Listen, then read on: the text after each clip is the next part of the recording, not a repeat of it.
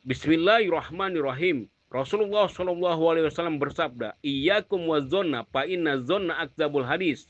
Hati-hatilah kalian terhadap prasangka. Sesungguhnya prasangka merupakan perkataan yang paling dusta.